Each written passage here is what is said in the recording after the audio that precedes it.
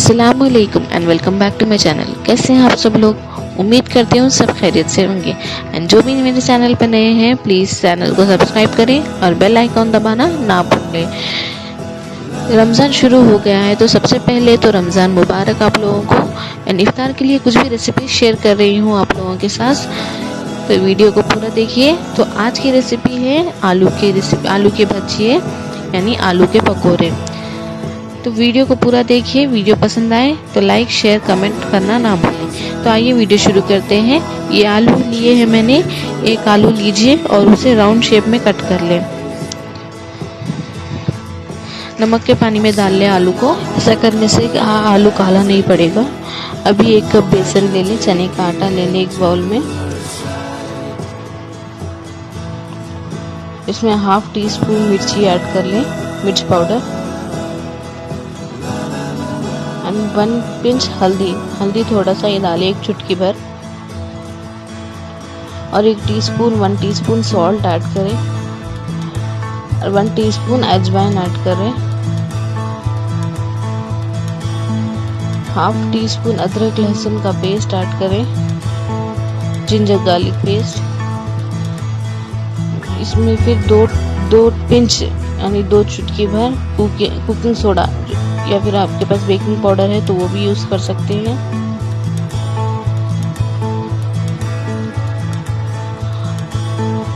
और ये मिक्सचर को अच्छे से मिला लें, लम्स फॉर्म नहीं होने चाहिए दोस्तों।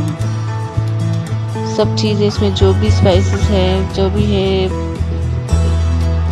बेकिंग पाउडर हो या फिर कुकिंग सोडा आपने डाला हो, जो भी डाला हो, सब अच्छे से मिक्स होने चाहिए, लम्स नहीं फॉर्म होने चाहिए। सब चीज़ें अच्छे से मिक्स हो जाएंगे तब इसमें पानी डाल लें और इसका बैटर तैयार करें।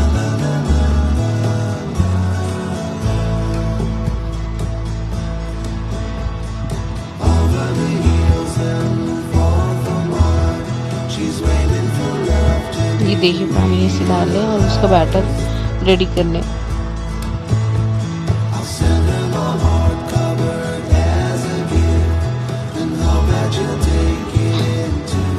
तब तक ऑयल गरम होने दें और भजिए डालना शुरू करें। ये देखिए आलू को बेसन के बैटर में डिप करके ऑयल में छोड़ते जाएं। अच्छे फूल भी रहे हैं तो सोडा एंड ऑल नमक भी बराबर है, इस हिसाब से डाल लें। मीडियम फ्लेम पर ही रखें स्टोव को, वरना भजिए जल जाएंगे, कलर जल्दी आ जाएगा पर पकेंगे नहीं, अंदर से कच्चे रह जाएंगे। इसलिए मीडियम फ्लेम पर रखकर ही आलू भजिए बनाएं।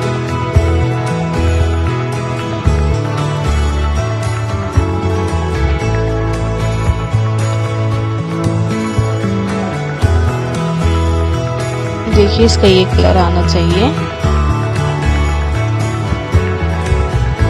ऐसे ही कलर आने के बाद इसे निकाल लें। ऐसे ही यही छन्नी में उसको रख दें, ऑयल सारा चला जाएगा। जब सारा ऑयल चला जाएगा तभी प्लेट में निकाल लें। सेकेंड ट्रिप में भी ऐसे ही डाल लें, जितने भी आपके भजिए हैं, आलू जितने भी हैं उसमें। जो आलू हमारे नमक के पानी में डाल कर रखे थे उसको उस आलू को थोड़े थोड़े करके पानी से निकालते रहें और एक कपड़े के ऊपर रखें ताकि पानी जो भी हो उसमें चला जाएगा। और वैसे ही डालेंगे तो बैटर पतला होता जाएगा। ऐसे ही सारे आलूओं के पकोड़े बना लें।